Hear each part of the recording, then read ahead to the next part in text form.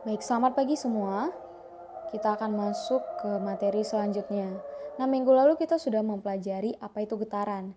Nah, sekarang kita mempelajari bagaimana konsep gelombang. Dan nanti kita akan lihat bagaimana hubungan dari getaran dan gelombang. Namun sebelum kita masuk, coba kita lihat gambar berikut ini. Nah, di sini ada gitar. Coba kalian petik senar gitarnya, pasti dia akan menghasilkan bunyi. Nah, kira-kira gimana bunyi itu bisa sampai ke telinga kita? Oke, kita akan lihat konsepnya dulu. Jadi gelombang itu adalah getaran yang merambat. Nah, gelombang itu terjadi karena ada peristiwa getaran. Namun, terjadinya getaran itu belum tentu menyebabkan gelombang.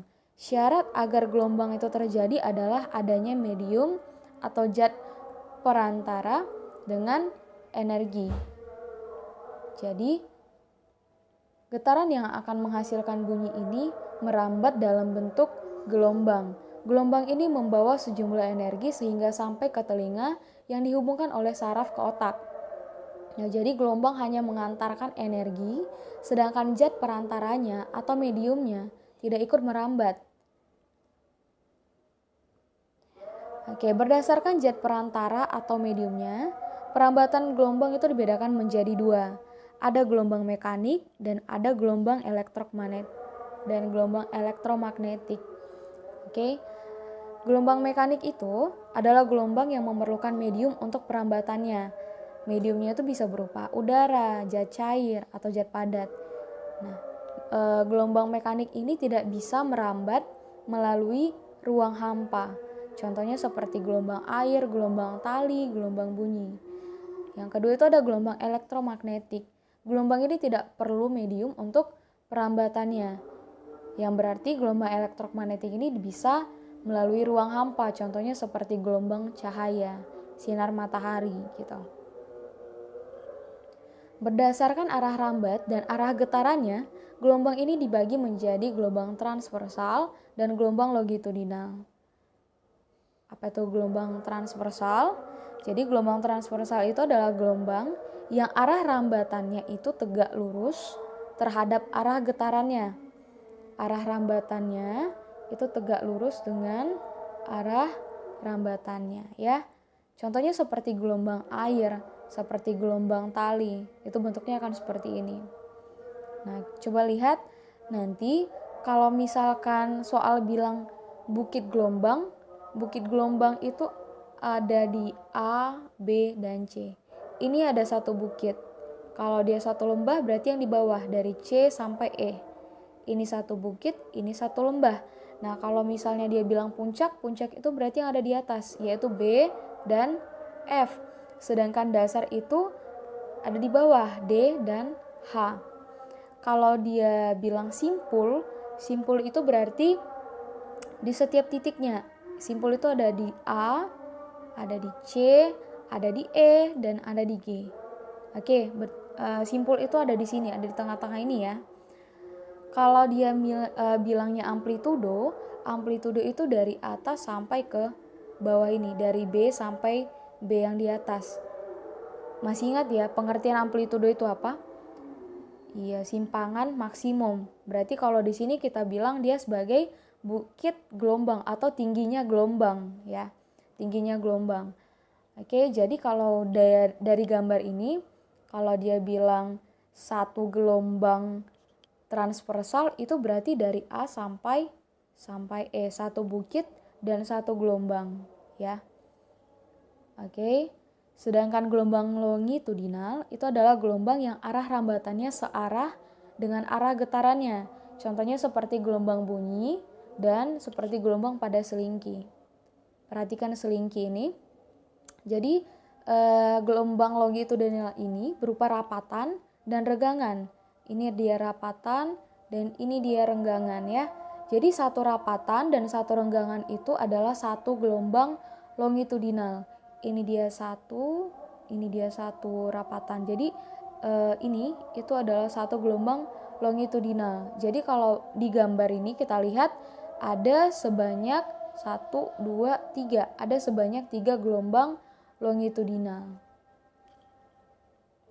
Jadi pada gelombang transversal ini, satu gelombang itu tadi Ibu bilang jarak dari satu bukit dan satu lembah.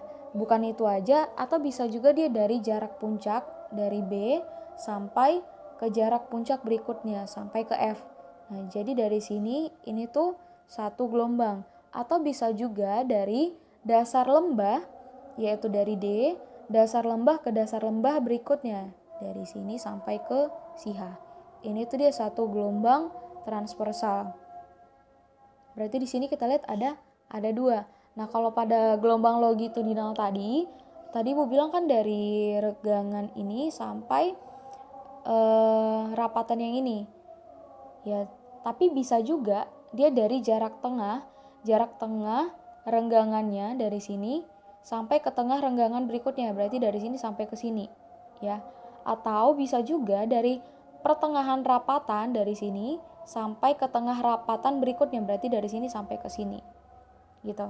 Jadi pada gambar ini tadi Ibu bilang ada 3, ya. Ada 3, atau kalau mau ngikut gambar yang di sini berarti ada 3,5.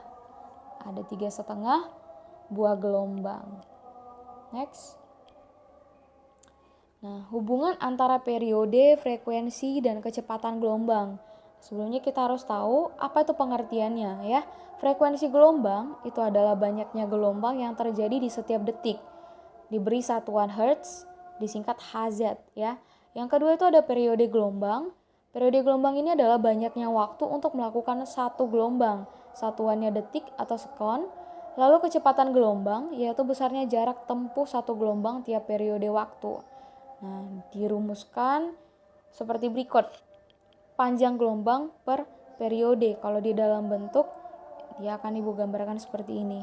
Panjang gelombangnya nanti disimbolkan sebagai lambda dan periodenya disimbolkan dengan T besar.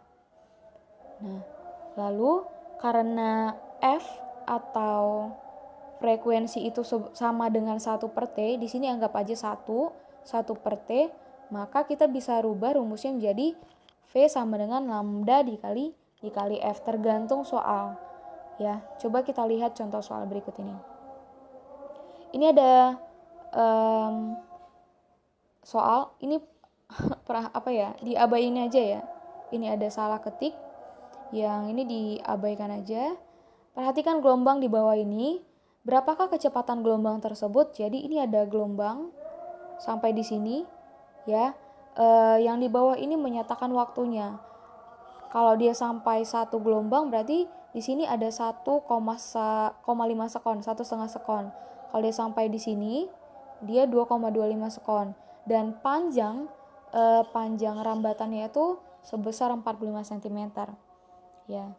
Oke, berarti kita pakai rumus V sama dengan lambda per T. Lihat bahwa jumlah gelombang itu ada 1,5. Dari mana 1,5? Lihat dari sini 1, ini 1, sampai di sini setengah. Ini diabaikan aja ya. Oke, jika 1,5 atau 1,5 itu panjangnya sebesar 45 cm, maka panjang 1 lambda itu kita hitung 45 per 1,5. Besarnya 30 cm.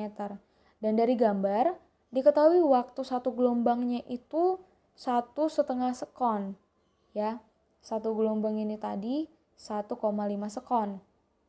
Sehingga kalau kita cari kecepatannya, yang ditanya adalah kecepatan, maka rumusnya lambda per T 30.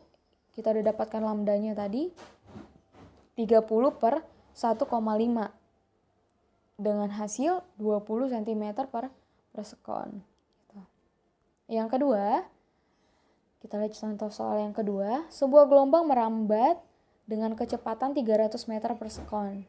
Nah, jika frekuensi gelombang 30 Hz, berapa panjang gelombang dari gelombang tersebut? Kita pakai rumus yang mana? Yang kedua. Kenapa? Karena soal ini menanyakan panjang gelombang, ya. Dia menanyakan panjang gelombang dan diketahui frekuensi. Berarti kita pakai rumus yang kedua. Oke, karena yang ditanyakan adalah panjang gelombang, maka kita rubah rumusnya menjadi V per F, yaitu 300 per 30 sama dengan 10 meter. Tinggal masukin aja. Nah, sekian dulu materi mengenai gelombang. Jika ada hal yang ingin ditanyakan, boleh kita lanjutkan di Google Classroom.